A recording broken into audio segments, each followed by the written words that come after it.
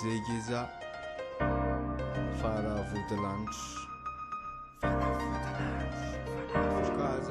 Asa raisina amitsisy tsy hanoroka fanoratra tsy andoalika famboraka saovenony kapoka ka takaitra takon'olatra novokany amin'ny avy madio ny aty mitrotra de ze fandraisana ho azy na tsara na tsikeva de tazomy any sovely fafisiko azafefenanao ny sitraponao rery azatevely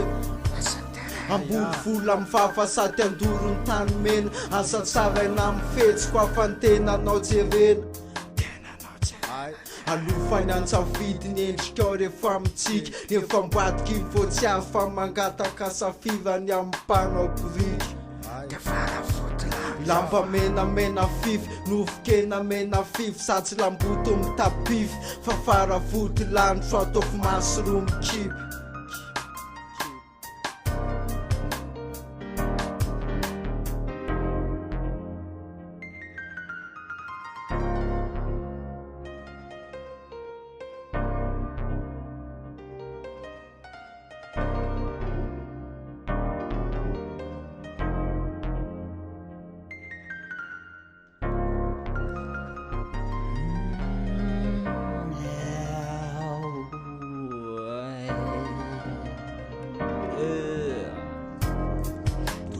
Diani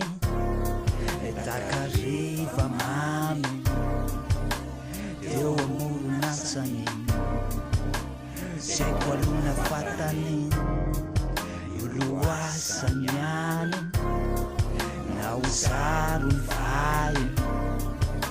zay alotsy andrarana aloany anjarany azy mavatanas malinanas ila hoe izanony eo mandrapody ilay masoandro mavatanas malinanas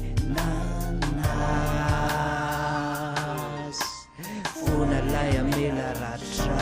mba ho azy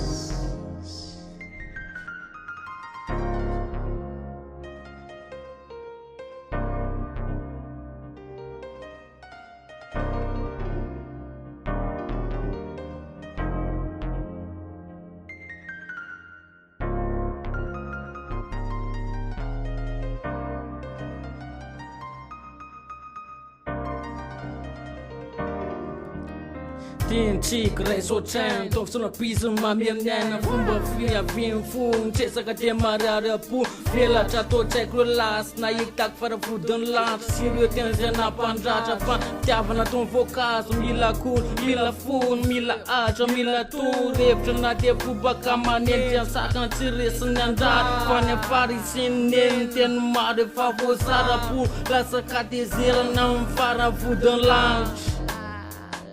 zay vao tonga sainantenany zay vao mamalay ny verina nadindro ratraratra mampareo tisatisa nefa fefosarany latra fa lasa souvenir asisy